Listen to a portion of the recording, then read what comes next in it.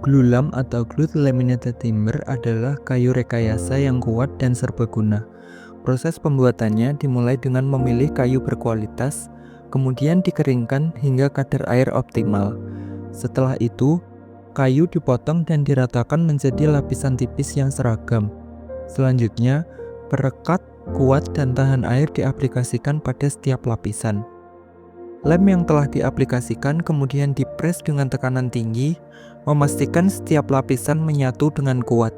Setelah dikeringkan, glulam dipotong sesuai ukuran dan permukaannya dihaluskan. Terakhir, inspeksi ketat dilakukan sebelum glulam siap digunakan untuk berbagai proyek konstruksi.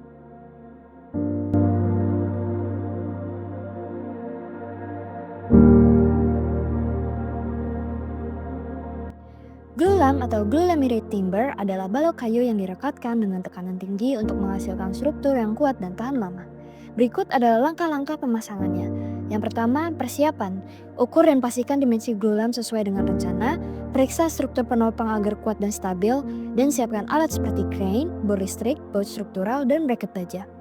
Yang kedua yaitu proses instalasi. Angkat balok dengan crane ke posisi yang tepat, letakkan di atas tumpuan dan tahan dengan baja sementara, kencangkan dengan baut dan bracket baja untuk sambungan yang kokoh, dan gunakan weather pass untuk memastikan posisi sejajar dan stabil. Yang terakhir yaitu finishing dan pengecekan. Pastikan semua baut kencang dan tidak ada celah, tambahkan lapisan pelindung seperti cat atau varnish, dan periksa kembali kekuatan dan kestabilan struktur sebelum digunakan.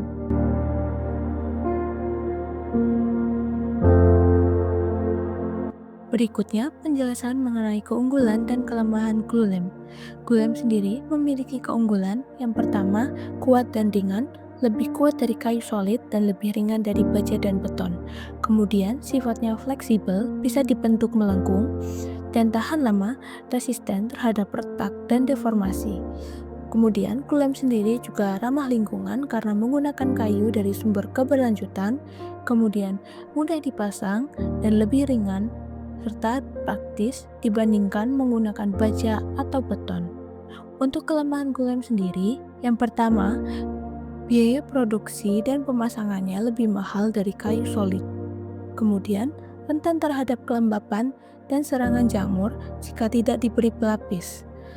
Dan glulam sendiri butuh perlindungan ekstrak untuk hal tersebut. Kemudian, ketergantungan pada perekat. Kualitasnya tergantung pada jenis dan ketahanan lem yang digunakan. Yang terakhir yaitu terbatas dalam kondisi ekstrim. Bisa kurang tahan terhadap panas tinggi dibandingkan dengan menggunakan baja. Perbandingan bahan glulam itu sendiri dengan bahan lain seperti beton dan baja. Untuk beton sendiri, glulam ini lebih ringan dan ramah lingkungan dibandingkan dengan beton, serta menawarkan fleksibilitas desain yang lebih tinggi. Namun, biaya produksi glulam ini lebih tinggi dan beton memiliki rekam jejak yang lebih panjang dalam konstruksi. Kemudian, dengan bahan lainnya seperti baja, glulam ini memiliki resiko kekuatan terhadap berat yang lebih tinggi dibandingkan dengan baja dan memberikan kesan estetika alami yang tidak dimiliki baja. Namun, baja mungkin lebih tahan terhadap kondisi lingkungan ekstrim dan memiliki standar kinerja yang sudah mapan.